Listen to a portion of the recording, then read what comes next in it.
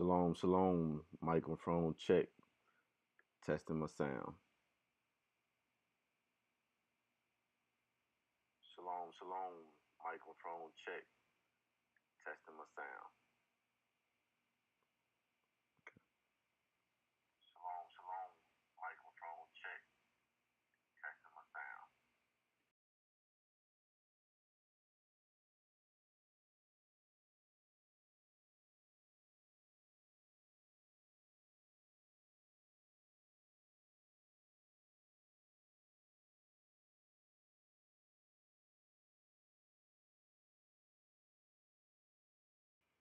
Hey, shalom, Israel, Most High in Christ bless. We'll give it a couple of minutes before I start. As you can see, should be able to see the title. History, the History in the AM. I'm Officer Simakiah at IUIC Chicago. I'm gonna go over the history of King Saul when the spirit leaves you. So we're gonna give it a couple of more minutes, allow a few of our brothers and sisters to jump on. We know this is the Passover. Just came home from the school, pretty much. Getting it in at the school, bringing in the Lord's Passover. So now here we go, right back at it. History in the AM. So give it a couple of minutes.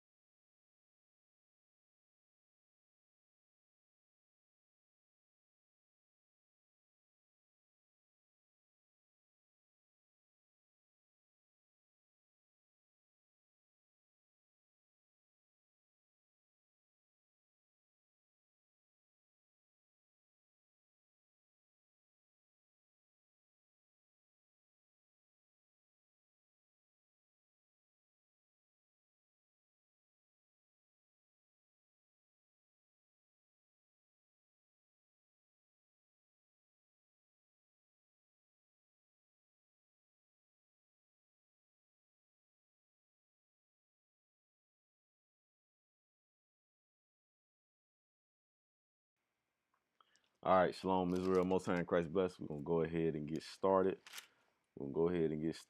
Again, the title of the class, the history in the A and the day, is the history of King Saul, when the spirit leaves you. So go ahead and get started. We're going to start off in 1 Samuel chapter 8 and verse 1. I'm going to do a lot of reading, but I'm also going to do a little jumping around. So it's 1 Samuel chapter 8 and verse 1. And it came to pass, when Samuel was old, that he made his sons judges over Israel. Now the name of his firstborn was Joel, and the name of his second Abiah. They were judges in Beersheba. And his sons walked not in his ways, but turned aside after lucre, and took bribes and perverted judgment. Then all the elders of Israel gathered themselves together and came to Samuel unto Ramah. So we see here Samuel was a judge in Israel, and he dealt righteously. He dealt righteously with the people. But his sons, whom he taught, as we see in in verse 3, it says, and his sons walked not in his ways, but turned aside after lucre, and took bribes and perverted judgment. So his sons went off. They went away from what their father showed them, the example that their father showed them.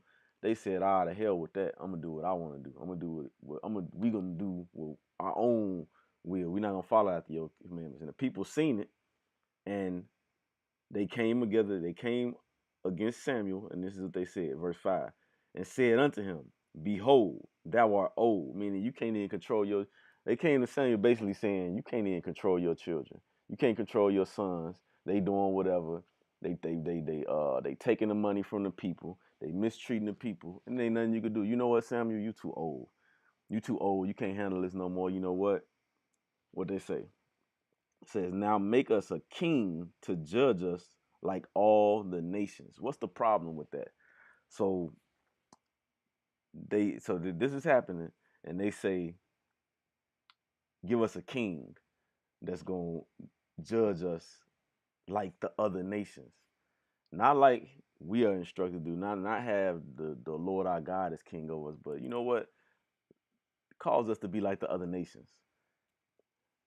So I'm gonna go for one. I'm gonna go right back to verse 3, where it says, and his sons walked not in his ways, but turned aside after lucre, and took bribes and perverted judgment. What's the opposite of that? What we supposed to be doing? What the leaders are supposed to be doing for the people? 1 Peter chapter 5 and verse 2. 1 Peter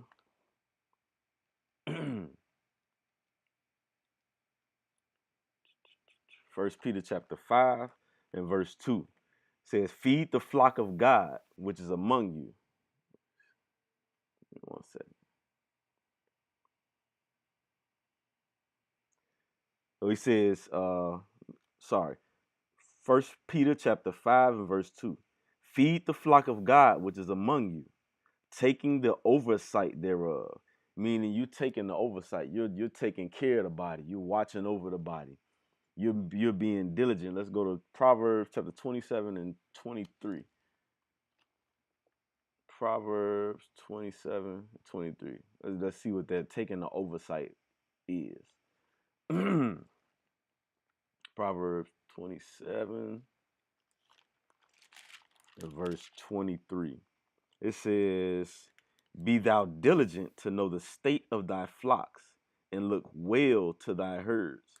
Meaning that the leader is supposed to be watching over the congregation, watching over the brothers and sisters, making sure they good for the elderly, making sure that they got things that they need, having things set up to be able to take care of the congregation, the body, the nation, so that they're not lacking anything. When they are lacking, and when they are lacking things, the leaders are set up to be able to provide those things that's necessary. But as we read in First Samuel, Samuel's sons wasn't doing that. They wasn't walking in the ways of their father. So back to 1 Peter chapter 5 and verse 2. It says, feed the flock of God which is among you. Feeding them, meaning you feeding them with the word of God. You're guiding them according to the scriptures. You're guiding them according to the commandments. taking oversight thereof, not by constraint, meaning it's not grievous. It's not a grievous assignment. You're not doing it unwillingly. You're not being forced to do it. You see the need of the body. You see the need that the like it says, and you see that the people are sheep that needs a shepherd, and you shepherd the flock because you want to do it, not because somebody twisting your arm and putting it behind your back and saying, do this, or you gonna get this. Do you? No, you doing it because you willingly want to do it. You're not doing it by constraint. It says, but willingly, not for filthy lucre, but of a ready mind, meaning you're not doing it to get gain, to get money, for notoriety. You're taking care of the body because you want to do it. You want to do it. That's how Samuel's sons were supposed to roll, but they didn't roll in that spirit. And it says, neither is being lords over God's heritage, but being ensamples to the flock. Meaning you're not lording it over the body. Every time they turn the corner, they see you. You forcing them to do your bidding. You forcing them to do what you want them to do. That's lording it over the heritage. That's like you you go to your jobs day in and day out, and what happens? That's what a lot of your bosses do. They micromanage you. Every step you move, nah, don't do that. Nah, you can't do that. You can't do this. No, you can't do that. That's not how a leader is supposed to roll. A leader is supposed to allow, of course, you give direction, you give guidance, but you allow a little room for your subordinates to make mistakes. And when they make the mistakes, you guide them. Of course, you give them instruction to try to prevent them to make the mistakes, but and sometimes you can't just be over their shoulder all the time. You can't be over their shoulder all the time, just always nitpicking, always pointing the finger, always pricking at them. That's not qualities of a good leader. You guide them and you lead them, and then you let them move in sincerity, and you let them move. They ask questions. They may make mistakes, but they're gonna get back up from those mistakes and keep it pushing.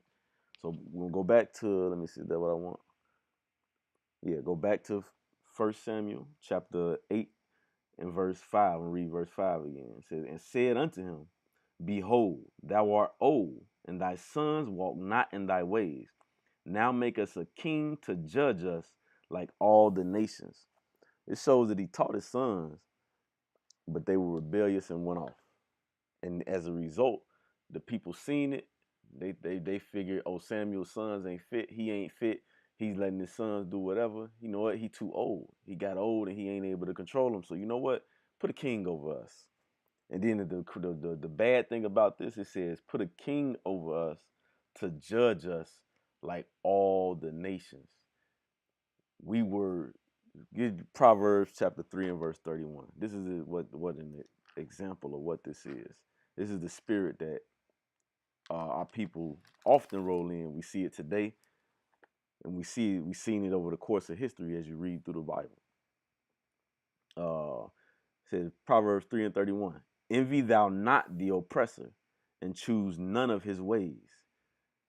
So we know, of course, we use this primarily today. We are being oppressed. We are in the land of our captivity. But in this case, the nations are those who would oppress us. In this case, we own our own land, but instead of focusing on the things that the Most High gave us, we was worried about what the other nations was doing. Whether worrying about what the other nations had, and then we took on their customs because of that covetous spirit, that envious spirit. From there, we're gonna read to Deuteronomy 28 and verse 47. Deuteronomy 28 and 47 says, because thou servest. So we read, I'm going to start at verse 45. So we'll read through and kind of get the context of what we read. It says, moreover, all these curses shall come upon thee and shall pursue thee and overtake thee till thou be destroyed, because thou hearkenest not unto the voice of the Lord thy God, to keep his commandments and his statutes, which I command thee this day. So we reading the bad things or the curses that came on Israel because we didn't keep the commandments. Read on. We're going to read on. It says, and they shall be upon thee for a sign and for a wonder, and upon thy seed forever. So we see, when we see these curses, we understand and know that we are the Israelites based on these things that's happening to us, that's outlined in Deuteronomy 28. So verse 47, it says, because thou servest not the Lord thy God with joyfulness and with gladness of heart for the abundance of all things. Meaning the Most High gave us the world, but yet here we reading in 1 Samuel where we saying, hey, set us up a king like the Moabites. Set us up a king like the Ammonites. That's not the spirit we were supposed to roll in, because the Most High was ruling over us. Because this is what we have to understand. 1 second. I ain't write this down. It's popped in my head. Because we have to make sure. And this is I'm gonna speed up a little bit in a second. No, that's not it.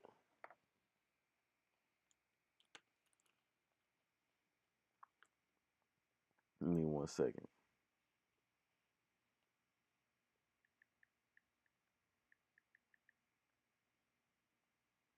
Proverbs chapter. No,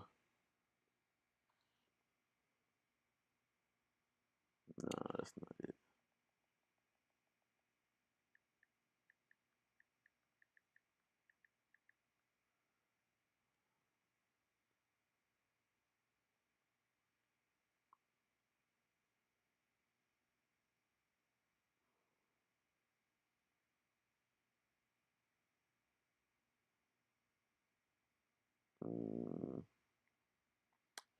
Proverbs 21 and 1.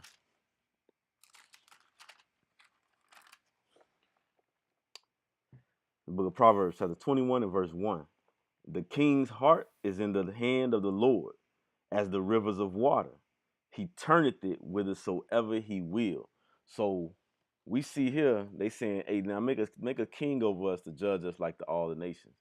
But in this context, our people were being carnal. They wasn't being spiritual. They wasn't understanding that the king's heart is in the hands of the Lord.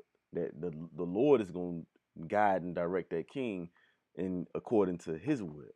But our people wasn't understanding that. They was looking at it in the carnal sense. So they wanted a king to be put over them because they wasn't pleased with how Samuel's sons, and they said, Samuel, you too old, you can't handle it no more. Put us a king over us, not a judge. Put a king over us. So we'll read on. 1 Samuel chapter 8 and verse 6. It says, but the thing displeased Samuel when they said, give us a king to judge us. And Samuel prayed unto the Lord. So Samuel was pissed. Samuel was pissed. He said, wait a minute. So you want me to set a king over you when the Most High is ruling over us, but you want me to put a king over you? You know what? So he went before he reacted, said something, he went to the Lord. He went to the Most High. Let's see what the Most High told him. It says, and the Lord said unto Samuel, hearken unto the voice of the people in all that they say unto thee. For they have not rejected thee, but they have rejected me, that I should not reign over them. He said that, so the Most High God told Samuel, hey, don't even worry about it. They not rejecting you, they rejecting me. Let's see, because the Bible, everything that we read in the Old Testament, it's rewritten in the New Testament, it's precept upon precept. These things are not new. So we're going to go to 1 Thessalonians chapter 4 and verse 8. Because Samuel was a wise judge. He led the people rightly, but then in this case, his sons was doing wickedly, so the people automatically turned on him. 1 Thessalonians chapter 4 and verse 8 says, he therefore that despiseth, excuse me, he therefore that despiseth not man, but God, who has also given unto us his Holy Spirit.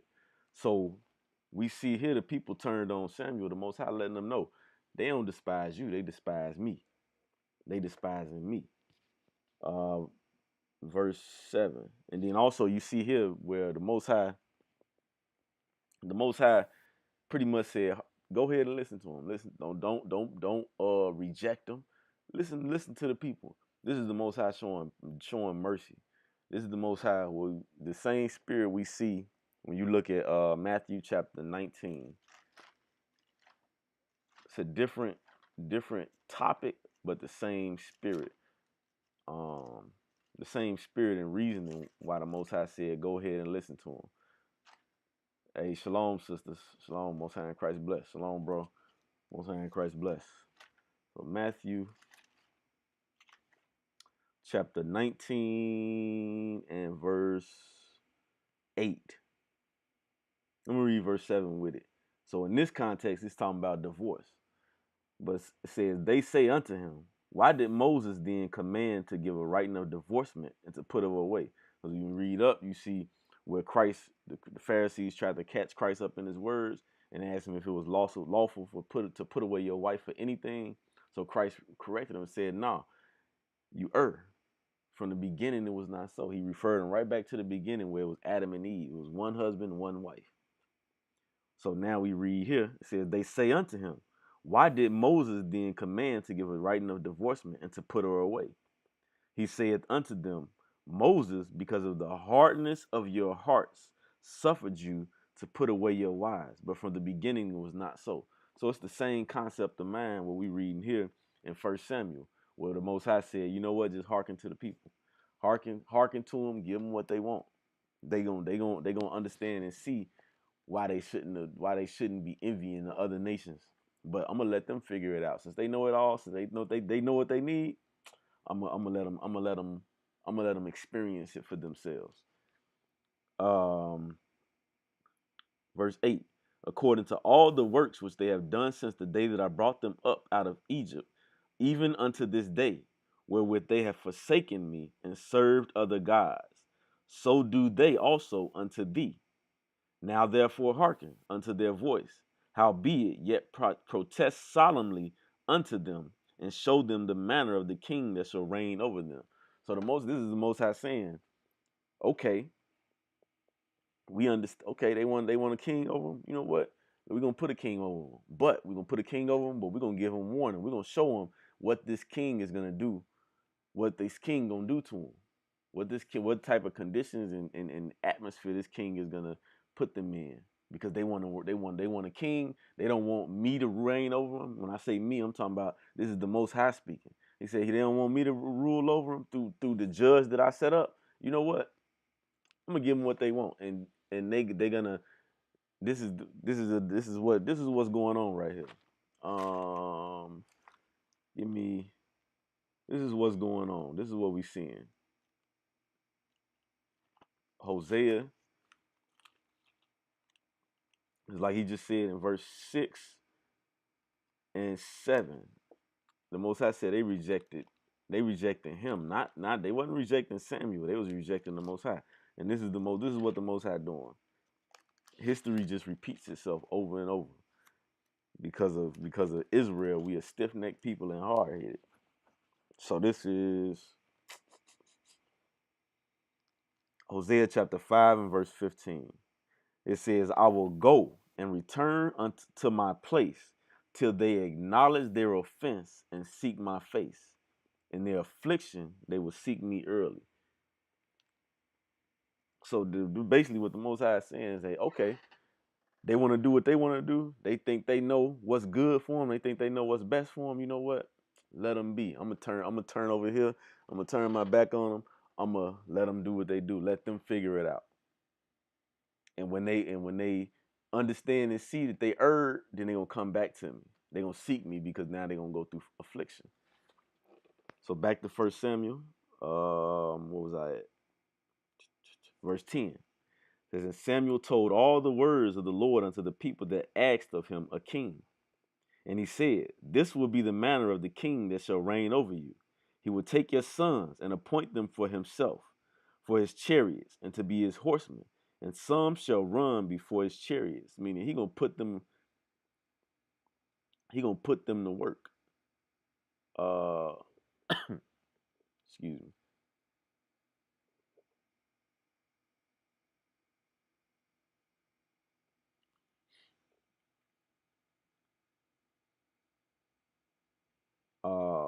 some shall run before his chariots. And he will appoint him captains over thousands and captains over fifties, and will set them to ear his ground and to reap his harvest and to make his instruments of war and instruments of his chariots. He basically telling them that when you get a king, he gonna put you to work. He gonna take your sons, he gonna take your daughters, he gonna take them and he gonna put them in place so that they work for him and benefit him. Verse 13. It says, and he will take your daughters to be confectionaries and to be cooks and to be bakers. And he will take your fields and your vineyards and your olive yards, even the best of them, and give them to his servants. And he will take the tenth of your seed and of your vineyards and give to his officers and to his servants. And he will take your men servants and your maid servants and your goodliest young men and your asses and put them to his work. He will take the tenth of your sheep, and ye shall be his servants. And ye shall cry out in that day because of your king, which ye have chosen you, and the Lord will not hear you in that day. So this is right what we just read in Hosea 5 and 15. You asked for it, the Most High gave it to you. Now he said, I ain't trying to hear your prayer. You wanted a king, I gave you the king. Go to your king. Let your king take care of you. Because you refused me. You didn't understand and see that you didn't recognize that I gave you everything. I was the Most High saying I was leading you through the judges, and now you want a king. All right, cool. Take your king. And now when he oppress you, because basically this is basically what he's saying. When he oppress you and you want to complain, I ain't gonna hear you. You're gonna be crying out to deaf ears. Verse 19.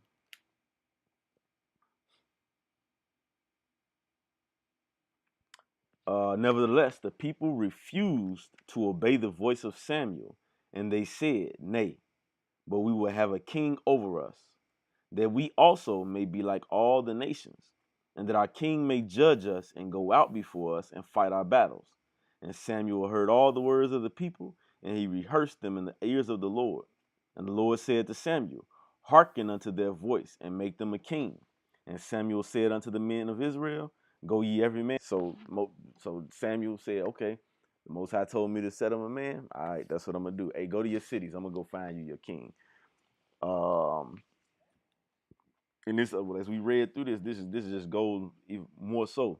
Verse 19, it says, nevertheless, the people refused to obey the voice of Samuel, and they said, nay, we will have a king over us. So even after Samuel lined out what the king would do to them as when that king was over them, they still was like, nah, we ain't trying to hear that. We said we want a king, give us a king. This is that spirit. This is that same spirit that we see Israel in today. We go out there, we go out and teach on the streets, we doing classes, we doing all these things to show them who they are and give them the solutions. And they're like, nah, I don't want to hear that. You get out of here. Give me I want this fame and fast. I want the world. I want this wicked world over what you trying to say, because what you trying to say, that ain't instant gratification. So our people reject it. It's the same spirit. Jeremiah chapter 4 and verse 22. Jeremiah chapter 4 and verse 22. It says, for my people are foolish. They have not known me. They are sottish children, and they have none understanding. So even at this time, during the time of the judges, we had Samuel was judging the nation of Israel. And even though his sons was doing wickedly, they asked for a king, basically rejecting Samuel, even though Samuel did them good all the time that he was judged over them. This is them being sottish children. And it says they have none understanding. They didn't understand what they was asking for. Even after Samuel explained to what they was going to be getting, they still didn't understand it because they didn't want to. Their hearts was hard. So he said they are sottish children and they have none understanding. They are wise to do evil, but to do good they have no knowledge. Why are they, what in this case with Samuel, why are they wise to do evil? Because they didn't say, hey, let us set us a king over us so that he can help you guide us in the right way, that he can deal with us rightly under your leadership. They said, set us a king over us so that we could be like the other nations that's not with us. Sense does that make? The Most High chose the nation of Israel, as we read, you go back and read Deuteronomy 7 and 6. The Most High chose the nation of Israel. We was in slavery under the Egyptians. He delivered us by a mighty hand, 10 plagues out of Egypt.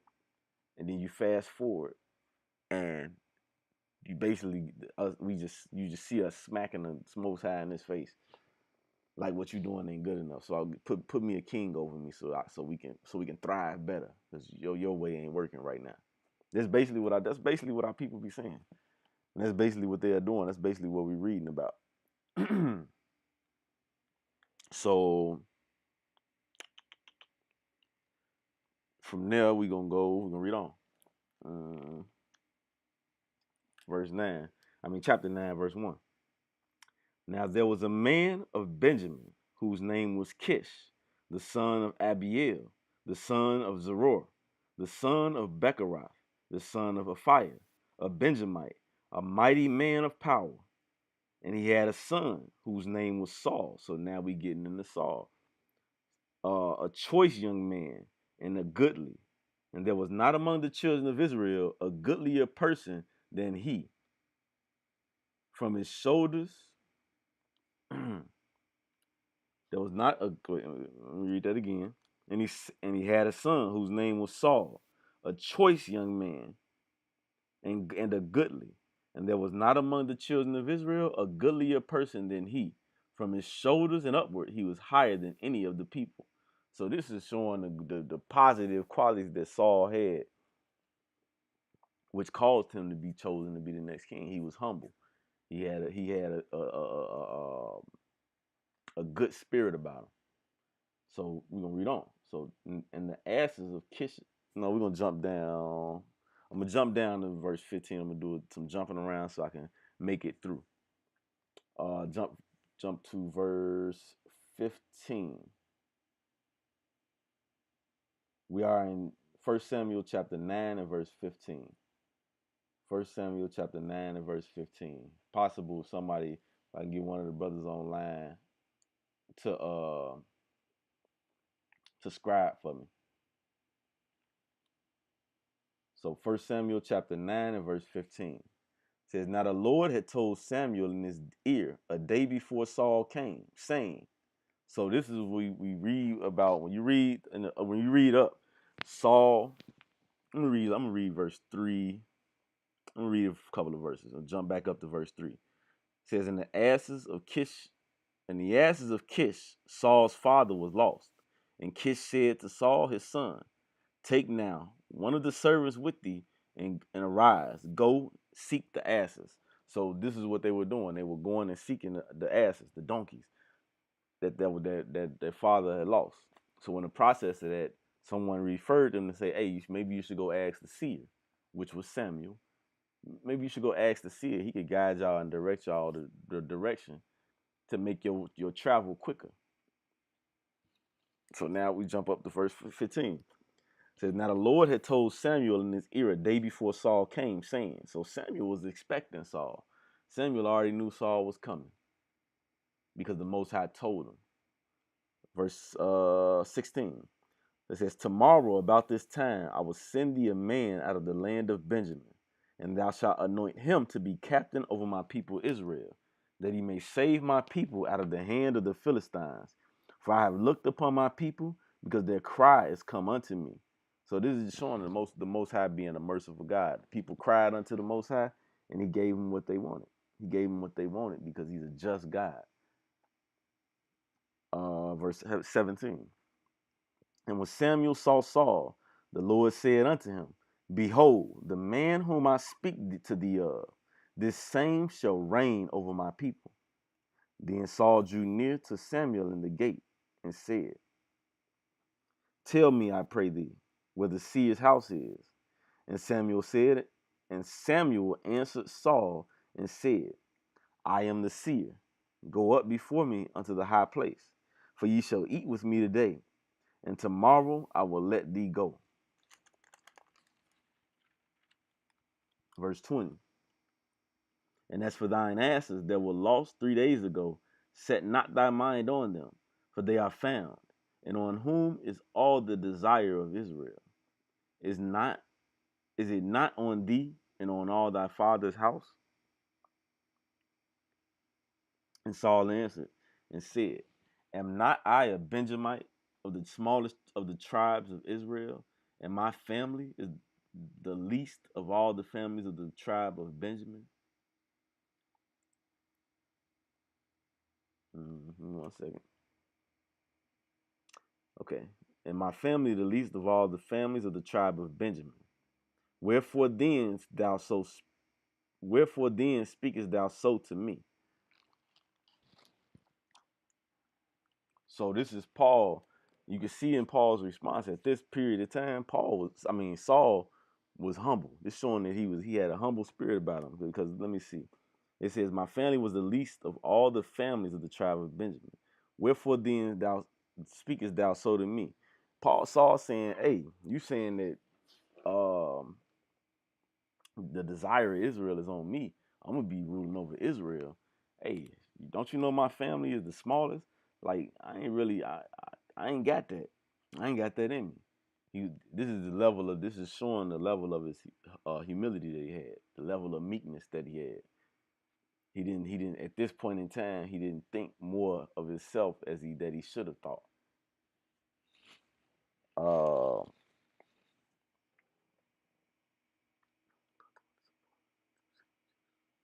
so real quick, I'm gonna go to Psalms chapter 25.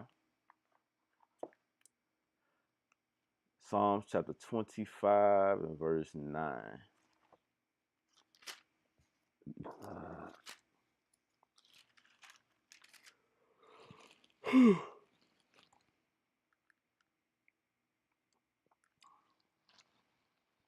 It says, the meek will he guide in judgment, and the meek will he teach his way. So in this case, the Most High chose Saul. It's because he's seen it. He said, the meek will he guide in judgment, and the meek will he teach his way. Saul was chosen because at that point in time he was meek. He had a humble spirit. So in that case, the Most High said he would guide them in judgment. I jump over to, excuse me, Psalms 147 and verse 6.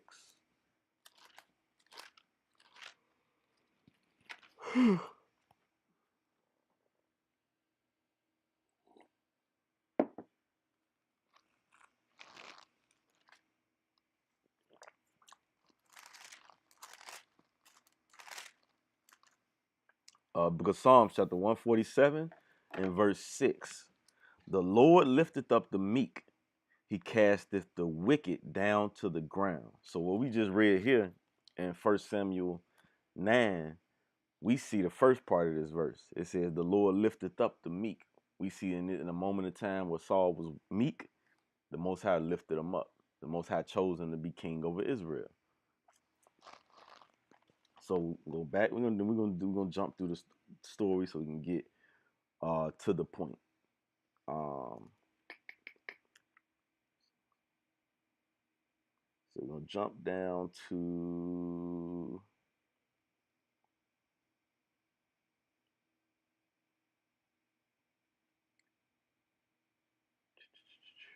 1 second.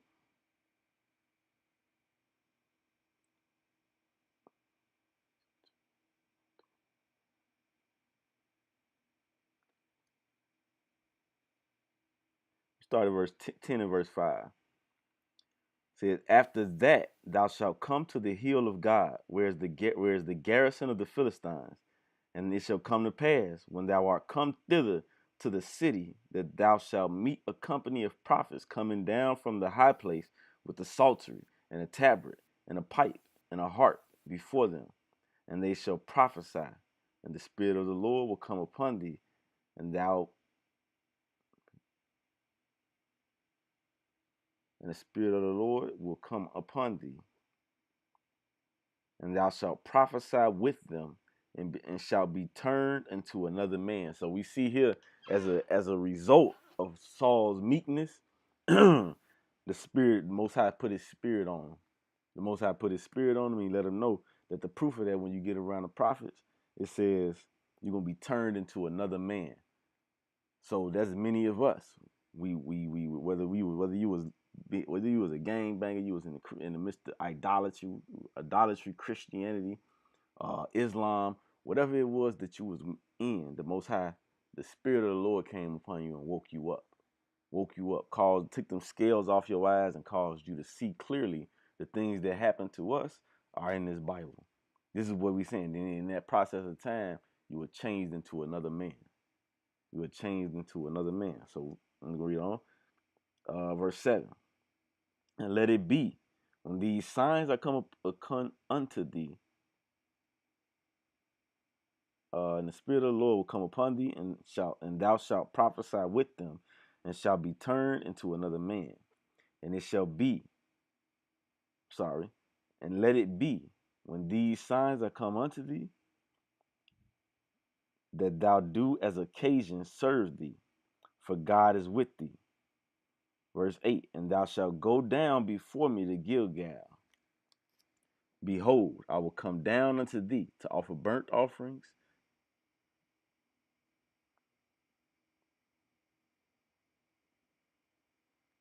Excuse me. Yeah, bear with me. It's real. As you know, we bringing in the Passover, so I am a little tired, but we're gonna get through this.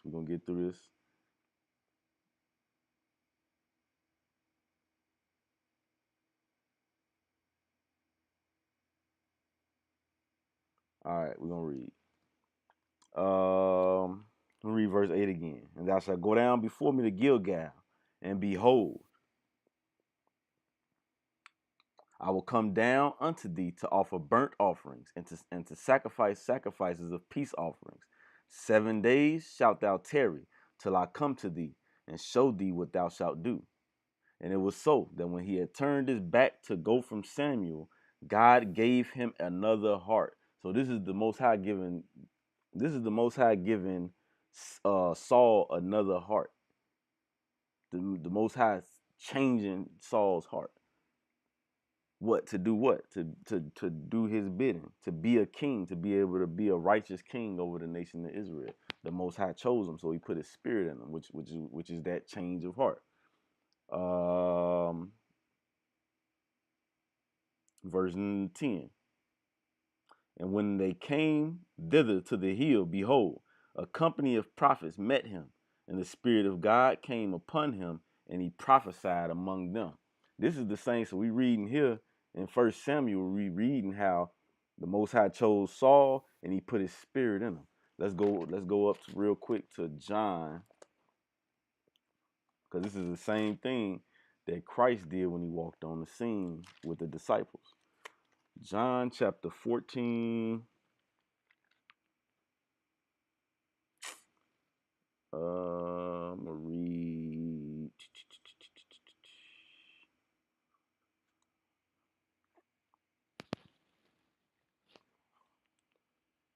I'm gonna start at verse 15. It says, "If ye love me, keep my commandments." So Christ saying, letting it be known, if you love me, you're gonna keep my commandments. Love is an action word. You say you love God, you're gonna keep his commandments. Verse 16, "And I will pray the Father, and he shall give you another comforter, that he may abide with you forever.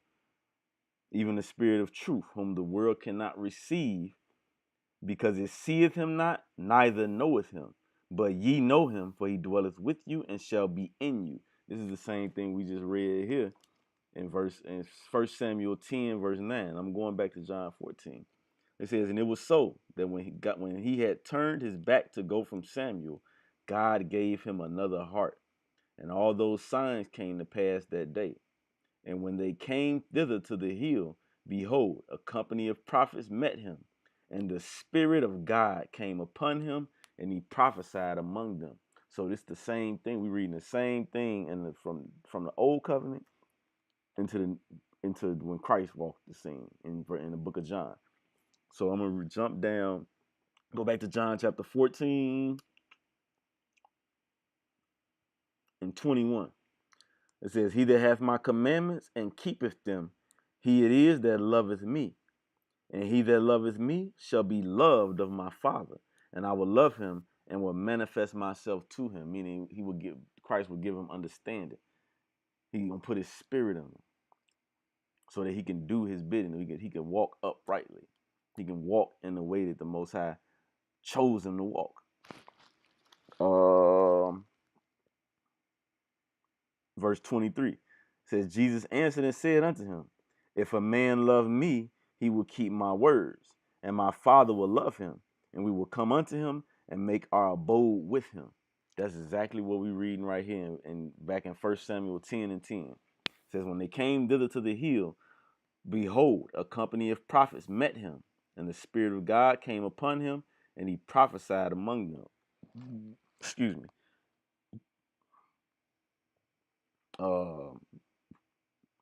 Verse 11, and it came to pass when all that knew him before time saw that, behold, he prophesied among the prophets. Then the people said one to another, what is this that is come unto the son of Kish? Is Saul also among the prophets? So the people, he was unrecognizable because the Spirit of God came upon him. So as we reading through this, we see that when we come into this truth, this is our state. The more we start getting understanding, we start reading the Bible and getting the true understanding. The most High coming into us, giving us a new heart, giving us a new spirit, giving us a new mind. Go to real quick, First Corinthians,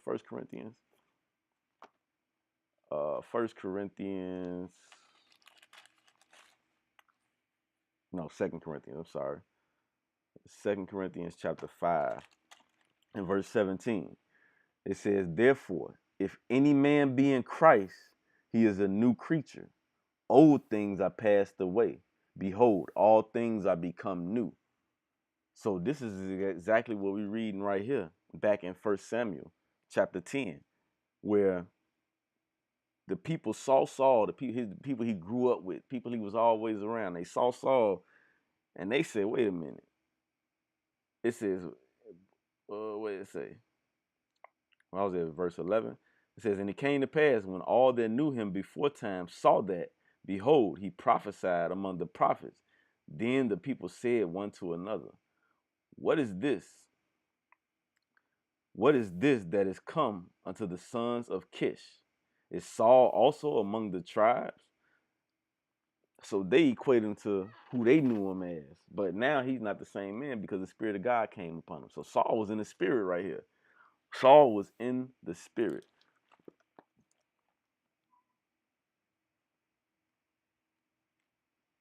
Saul was in the spirit. So now we're going to jump up again. We're going to jump to...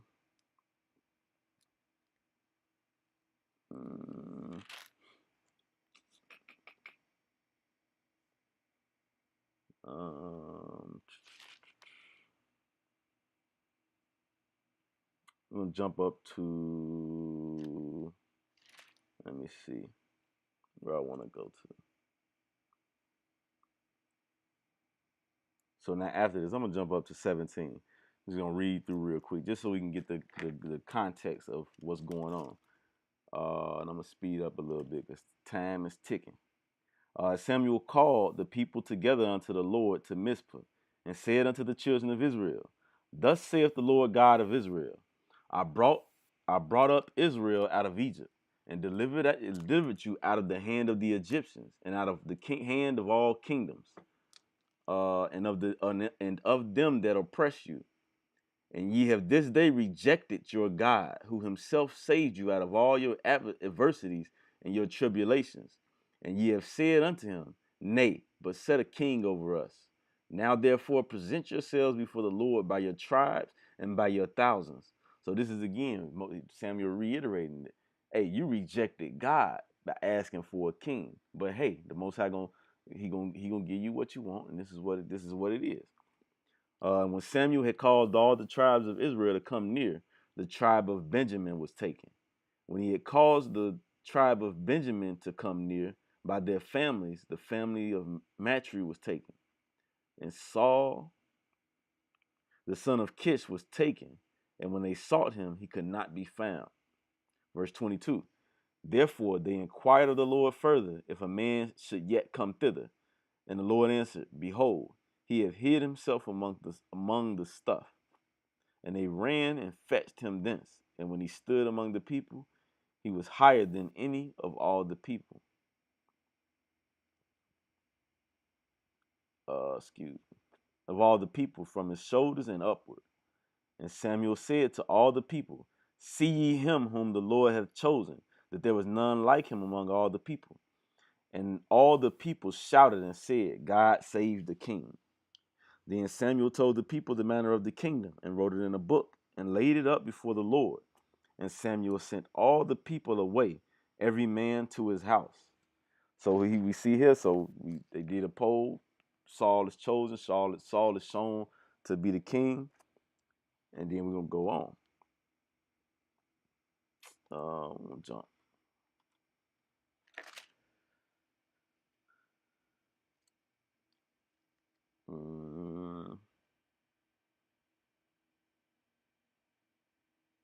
We'll jump up to,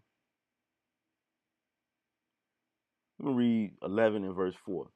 So it says, Then came the messengers to Gibeah of Saul, and told the tidings in the ears of the people. And all the people lifted up their voices and wept.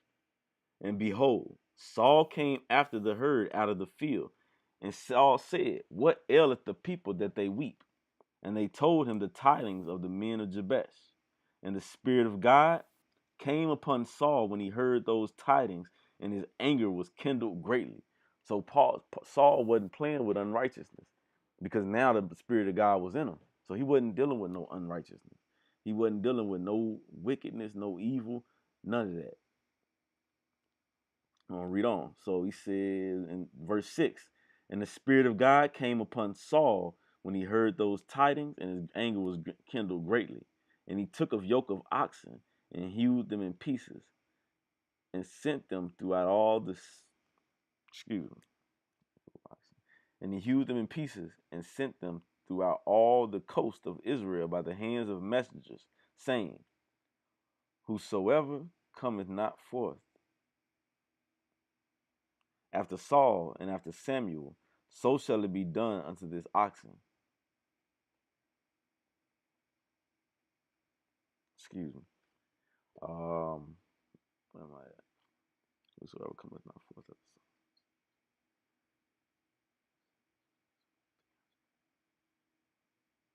I'm gonna jump up and get to.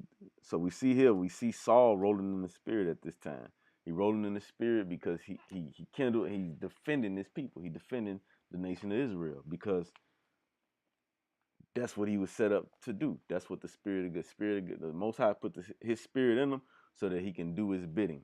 Real quick, I'm gonna go to Philippians chapter 2 and verse 13. This is the same. This right here, where we dealing with the good. This is the same spirit that we have to ask for when we sending up our prayers. We got to ask for the Most High to put a spirit in us, a willing spirit to do His work willingly, without constraint, without grievousness. Philippians chapter 2 and verse 13. I'm going to start at verse 12. Wherefore, my beloved, as ye have always obeyed, not as in my presence only, but now much more in my absence, work out your own salvation with fear and trembling. So even in the case, so let's work out your own salvation with fear and trembling. Verse 13, for it is God which worketh in you both to will and to do of his good pleasure. That's him putting the spirit of God in you. That's him giving you a new heart, because that's what the Most High is doing. But if you quenching the spirit, you ain't rolling in that spirit, we're gonna see what the Most High do to you. So we're gonna go up.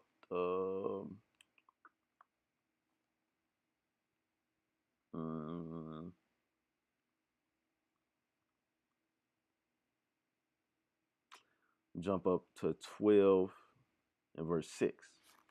And Samuel said unto the people, It is the Lord that advanced Moses and Aaron, and that brought your fathers up out of the land of Egypt. So we see here Samuel is letting the people know that the Lord set up Moses and Aaron to be the top men at that time. that brought the children of Israel out of Egypt. Verse 7. Now therefore stand still, that I may reason with you before the Lord of all the righteous acts of the Lord, which he did to you and to your fathers. So that's where it comes. That's where, let me read that again. And Samuel said unto the people, it is the Lord that advanced Moses and Aaron, and that brought you out the answers.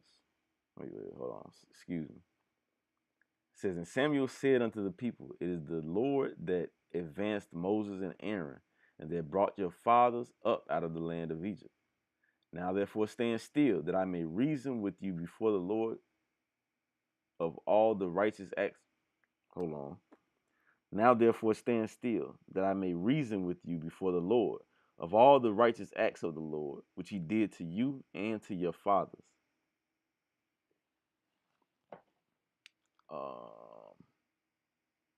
So we see verse 6.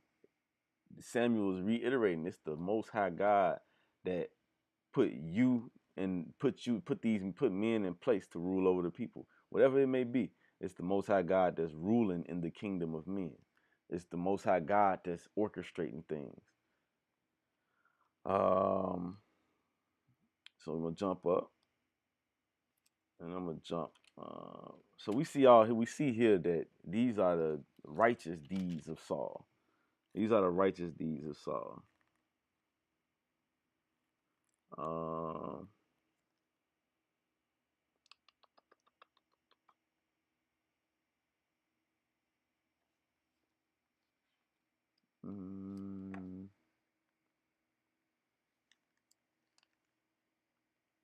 gonna jump to chapter 13. Saul reigned 1 year, and when he had reigned 2 years over Israel, Saul chose him 3,000 men of Israel, whereof 2,000 were with Saul in Michmash and in Mount Bethel. So this is what Samuel warned him about. He said, when you get a king, he's gonna take your sons and he gonna put them to war. He's gonna put them in the army. He's gonna do these. He's gonna do this, do that. He's gonna take your daughters and put them as confectionery, bakery. This is what we read. Verse 2, 13 and verse 2.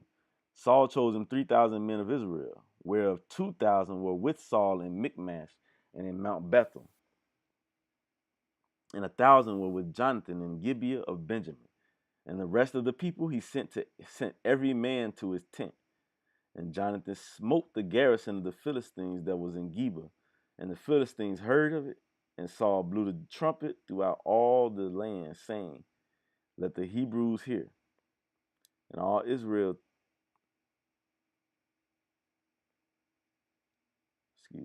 and Jonathan smote the garrison of the Philistines that was in Gibeah. And the Philistines heard of it, and Saul blew the trumpet throughout all the land, saying, let the Hebrews hear. And all Israel heard say that Saul had smitten the garrison of the Philistines, and that Israel also was had in abomination with the Philistines. And the people were called together after Saul to Gilgal.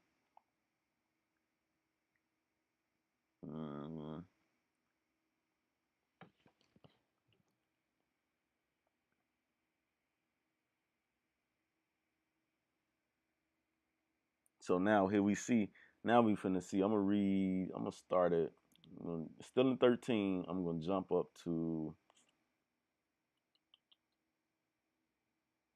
verse 8. Verse 8. So it says, and he tarried 7 days. So this is going on, continuing on the story about the Philistines at war with Israel. So now verse 8, it says, and he tarried 7 days according to the set time that Samuel had appointed. But Samuel came not to Gilgal, and the people were scattered from him. And Saul said, bring hither a burnt offering to me and peace offerings. And he offered the burnt offering. So that was Samuel's duty. Samuel was the judge. Samuel was the man of God, so to say, that was supposed to do that. But Saul took it upon himself. He was self-willed. He took it upon himself because Samuel tarried. And that goes right into what we read. It says excuse me, I'm butchering it. But it says that the king's heart is in the hand of the Lord, he turneth to whithersoever he willeth. This is where it says Saul made sure that Samuel had some water, whatever the case may be, and he sacrificed out of place, out of turn. He wasn't supposed to do that. So read on. We're gonna read on. Verse 11. And Samuel said, "What hast thou done?" And Saul said, "Because I saw the pole." Sorry.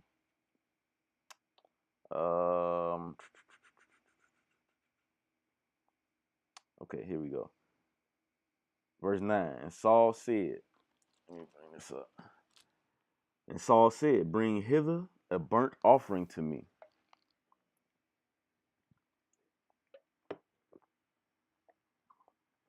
Bring hither a burnt offering to me, and peace offerings. And he offered a burnt offering.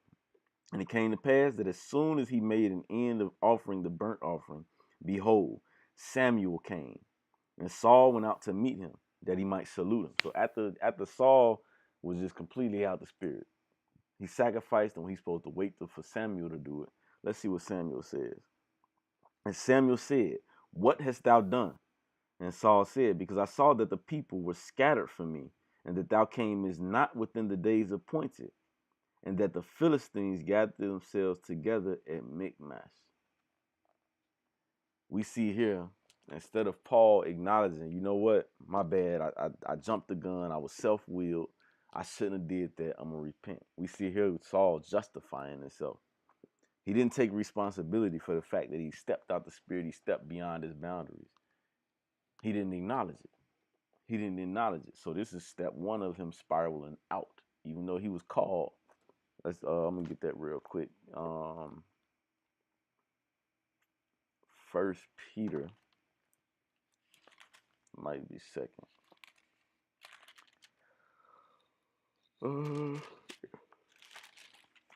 2 Peter, verse 1 and 10.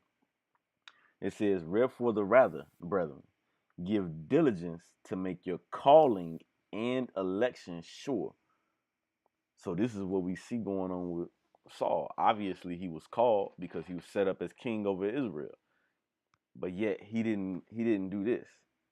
It says, "Wherefore the rather, brethren, give diligence to make your calling and election sure." I'm gonna look up the definition of diligent real quick.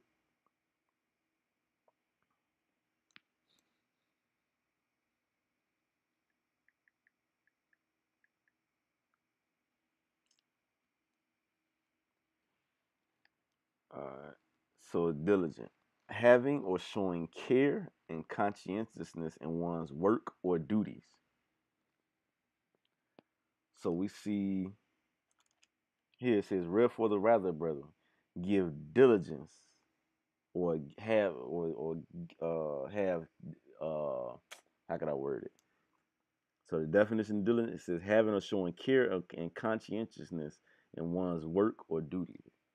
And then 2 Peter says, "Wherefore the rather, brethren, give diligence to make your calling and election sure." Meaning you give careful consideration of the actions you take and do to make your calling and election sure. Not my calling, not the brother calling, not this brother or that. It's your calling. Election sure. For if you do these things, ye shall never fail. So that's where the line is drawn. And we see Saul justified his wrong instead of acknowledging it and growing from it. He didn't do that. So verse 30, 13, First Samuel chapter 13 and verse 13. Excuse me. I'm accustomed to having somebody read for me. So it's a little something to get used to, reading for myself. So it said, "And Samuel said to Saul, Thou hast done foolishly. Thou hast not kept the commandments of the Lord thy God, which he commanded thee. For now, excuse me. For now, would the Lord have established thy kingdom upon earth forever? But now thy kingdom shall not continue. The Lord hath sought him a man after his own heart. And the Lord hath commanded him to be captain over his people, because thou hast not kept that which the Lord had commanded thee. And Samuel arose and gat him up from Gilgal unto Gibeah of Benjamin. And Saul numbered the people that were present with him, about 600 men. So, as we reading through the history of Paul, we see at the beginning, Saul was meek. Saul was humble. He had a humble spirit about him. But we read here, Saul didn't take responsibility for his actions. When he did make a mistake, he actually justified it. Instead of acknowledging the wrong, and fixing it, he tried to justify his sin. So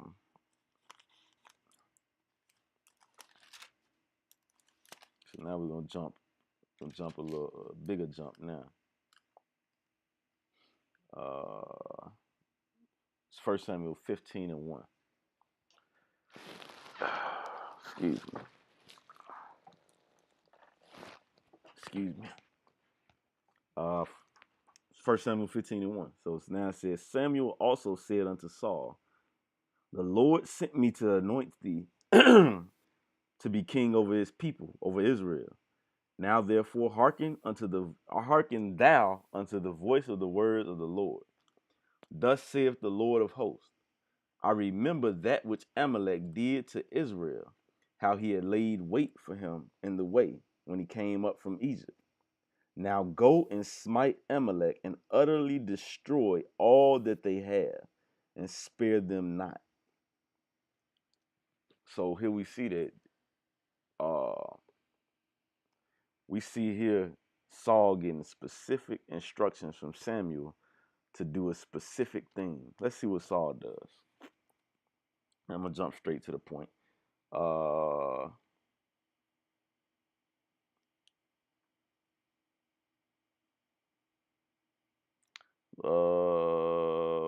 Let me start verse 7. And Saul smote the Amalekites from Havilah until thou comest to Shur, that is, over against Egypt. And he took Agag, the king of the Amalekites, alive, and utterly destroyed all the people with the edge of the sword. But Saul and the people spared Agag.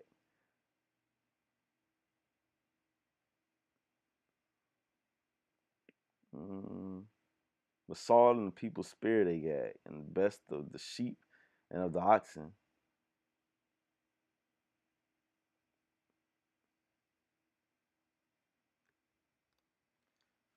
All right. Excuse me. Let me read this again. We'll start at verse 8. And he took Agag, my apologies. And he took Agag, the king of the Amalekites, alive, and utterly destroyed all the people with the edge of the sword. But Saul and the people spared Agag. They were specifically and explicitly told to kill all of them. But it says here, but Saul and the people spared Agag, and the best of the sheep and of the oxen and of the fatlings and the lambs.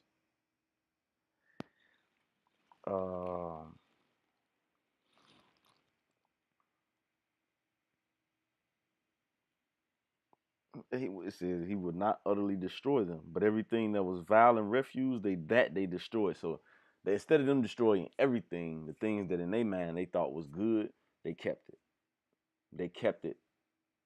But the things that couldn't be used, they're like, nah, throw that out. But the stuff that's in good shape, nah, God don't know what he's talking about. We're gonna keep that stuff. That's what they're saying. This is what we read. Verse 10. Then came the word of the Lord unto Samuel, saying, It repenteth me that I have set up Saul to be king, for he is turned back from following me, and he had not. It repenteth me that I have set up Saul to be king, for he is turned back from following me, and hath not performed my commandments, and it grieved Samuel. and he cried unto the Lord all night.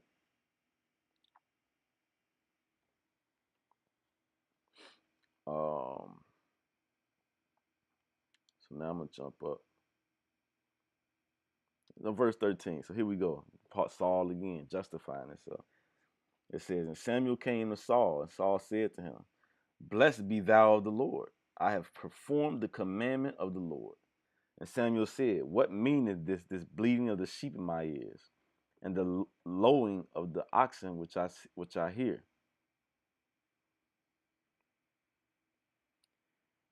Verse 6:15. And Saul said, They have brought them from the Amalekites, for the people spared the best of the sheep and of the oxen to sacrifice unto the Lord thy God, and the rest we have utterly destroyed. So we see that wasn't the instructions. So this is we see Saul starting to go off. He didn't give a diligence to make his calling and election sure. He started to go off. Pride started to set in. Whatever it was, Saul started to go off. He started to go left from what he was originally taught to do, told to do rather. And this is the judgment. This is what happens to him. Verse 23. 1 Samuel 15 and 23 says, For rebellion is as the sin of witchcraft, and stubbornness is as iniquity and idolatry. Because thou hast rejected the word of the Lord, he hath also rejected thee from being king. So because Saul didn't make his calling and election sure, he was rejected because he broke the commandments of the Most High. He didn't do what God told him to do. So that way, thereby, the Most High said, hey, got to replace you. Got to get rid of you. So we'll jump up a little bit again. So as we coming out, let me, so as we are growing in this truth, we can't roll in that spirit. So that we see a spiraling down of Saul, and what caused him to spiral down is pride. Where he was once meek, that meekness turned into pride. He thought his way was better. He thought what he knew was the he thought what he knew was the what's the word I'm looking for? He thought what he knew was best. And this is why he went from meek to prideful. And this is what it is. It says in Sirach chapter 10 and verse 7. It says, Pride is hateful before God and man, and by both does one commit iniquity. You know what? I'm gonna go to Wisdom of Solomon. Because this is the spirit he was really rolling in. Because he said, let's go, I'm gonna read it real quick. He said, he came up to Samuel and said,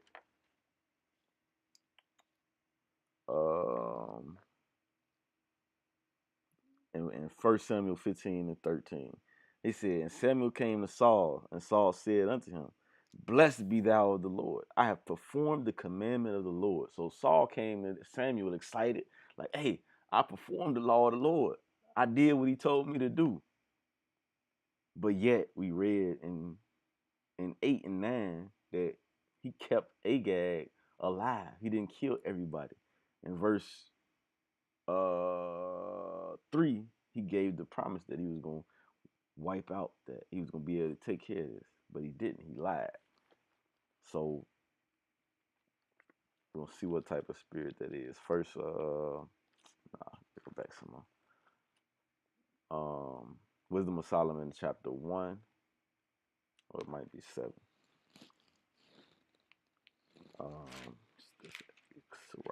Wisdom of Solomon, chapter 1 and verse 5. This is what we see. 1 and verse 4. This is what we see happen to Saul. I'm going to read verse 3. It says, For froward thoughts separate from God, and his power, when it is tried, reproveth the unwise. For into a malicious soul wisdom shall not enter, nor dwell in the body that is subject to sin. Saul was subject to sin because he didn't do what the Most High specifically told him to do through Samuel. He told him, he gave him specific instructions, but now he's like, nah, I see a little room under my sink. I'm gonna slide this there. I'm gonna slide this there. He tried to hide his sin. That's prideful. He didn't want to fess up to what he did wrong, for lack of a better term. So that's why he came maliciously. He tried to hide something. He tried to make something appear like it was real. It really wasn't real. So back to First Samuel.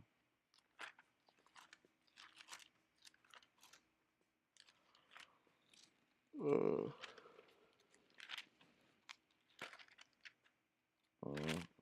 bear with me.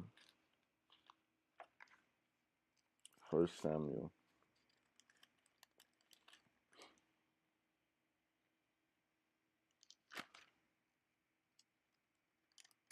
Yeah.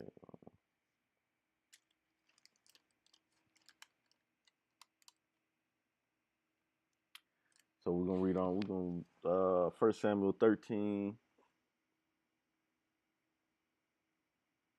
First Samuel 13.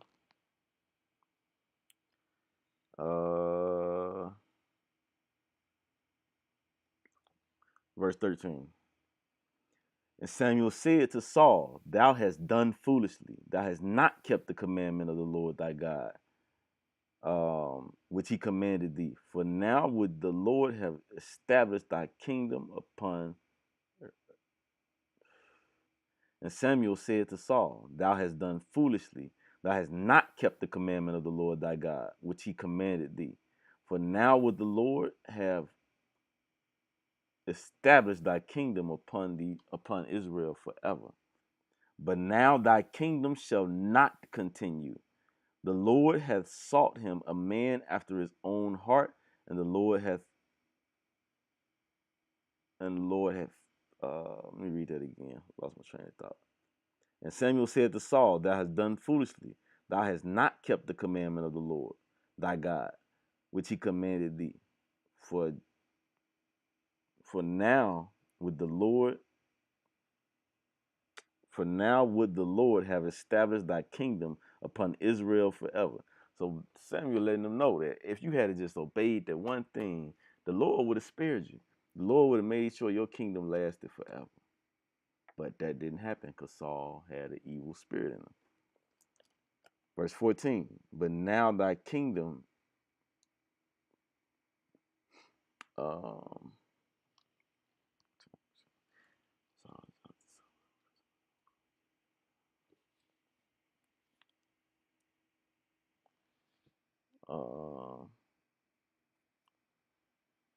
so we see the judgment. The Lord hath commanded him to be a captain over his people, because thou hast not kept that which the Lord commanded thee. And Samuel arose and got him up from Gilgal unto Gibeah of Benjamin. And Saul numbered the people that were present with him, about 600 men. So we see here Paul was trusting in his numbers, and he was trusting in things that didn't pertain to the Most High, because he was rebellious, plain and simple. He was rebellious, so he did his own thing, and this is the Most High. The Most High stripped that kingdom from him. And this is where you see, because by Saul being disobedient, he was unfruitful. He was unfruitful. Same thing here in John chapter 15. I'm going to start at verse 1. It says, I am the true vine, and my Father is the husbandman. Every branch in me that beareth not fruit, he taketh away. You bear fruit by being obedient, by doing what you're supposed to do as it relates to the commandments of God and the things, and putting in the work to wake up the nation of Israel. He says, every branch in me that beareth not fruit, he taketh away. And every branch that beareth fruit, he purgeth it.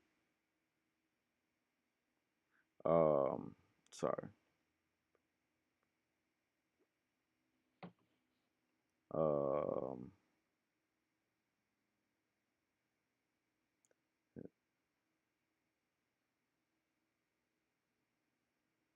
excuse me. Let me go back. Let me see.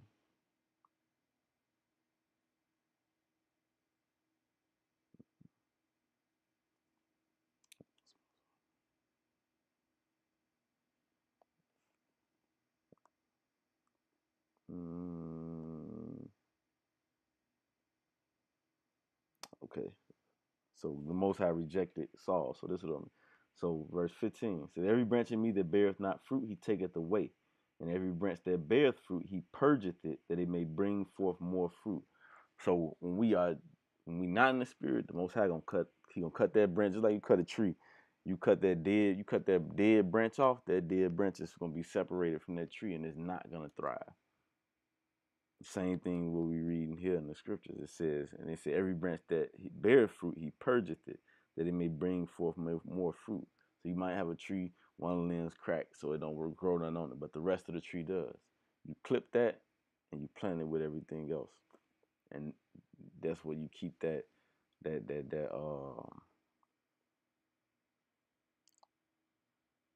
keep things where they need to be.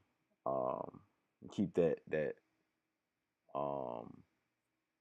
excuse me, my mind is working in slow motion right now. Every branch in me that beareth not fruit, he taketh away. Meaning he cut it off. He cut you off. He cut you off from the life source. And if the Most High take his spirit from you, he puts an evil. He replaces it with an evil spirit. And that's what we see when you continue reading the story with Saul. That's what happened with Saul. We'll jump up.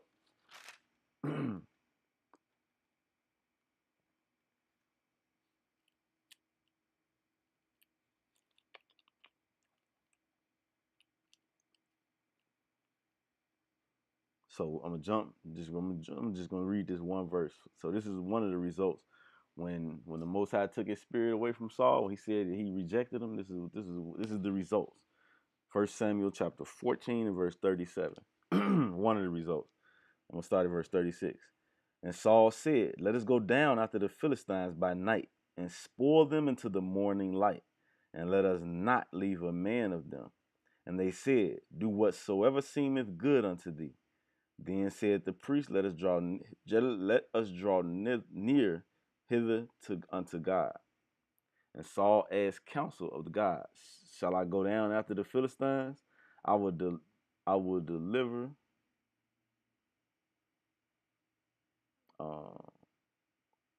So Saul asked for counsel if he should go up against the Philistines, and the Most High said this. Verse 38, Saul said, "Draw ye hither all the chief." No, I'm sorry. Verse 37. And Saul, I ain't finished it. And Saul asked counsel of God, "Shall I go down after the Philistines, without deliver them into the hand of Israel?" But he answered him not that day. Meaning the Most High ain't hearing his prayers because he wicked. He did evil, so the Most High said, "I'm done with you. I'm done with you. I told you to do something. You partially did it. Then when you were confronted, you lied. I'm done. I'm done with you. I ain't hearing your prayers. I ain't hearing what you got to say." Um,